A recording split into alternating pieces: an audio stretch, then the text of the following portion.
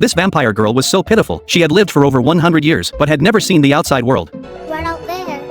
Oh, we never go out there. Ever. To protect his daughter's safety, Dracula never allowed her to step out of the castle. Therefore, Mavis could only stay with these strange uncles every day. She had long grown tired of such a life. But today, after Mavis's earnest pleading, her father Dracula finally agreed to let her visit the nearby human village. Mavis was overjoyed. After saying goodbye to everyone, she jumped out of the window and flew excitedly toward the human world. Drac, I can't believe how calm you are about her leaving. I'm proud of you.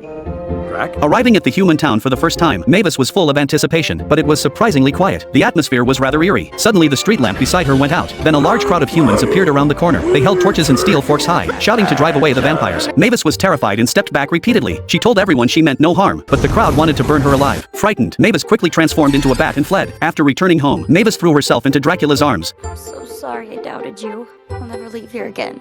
A triumphant smile crossed Dracula's face. It turned out that all of this was a carefully planned hoax by him. Those humans were all zombies in disguise. Even the town had been temporarily built. However, he never imagined that all this was witnessed by a human explorer. The explorer secretly followed the zombie troop to the castle. While Dracula was feeling smug, the explorer Jack had already walked into the inn's gate. Seeing the room full of monsters, he thought it was a costume party. Jack's arrival terrified Dracula. Dracula grabbed Jack and tried to drive him out, but a large crowd of guests had already streamed in. He had to take Jack to the dressing room to hide. When the two reappeared, Dracula had dressed Jack as a zombie, planning to sneak him out like this. Unexpectedly, the chef suddenly appeared and blocked their way. Meanwhile, Jack kept looking around. He even stuck his hand into the chest of a skeleton lady, only to get slapped hard. When the skeleton husband saw his wife being harassed, he punched Jack flying. At that moment, he finally realized that all the monsters before him were real. Jack fled in terror. By accident, he ran into a jelly man in front of him, got bounced away, then landed on a witch's broomstick. After flying 360 circles in the air, he collided right into Mavis on the stairs. When the two climbed up from the ground and looked up at each other, they immediately fell in love at first sight.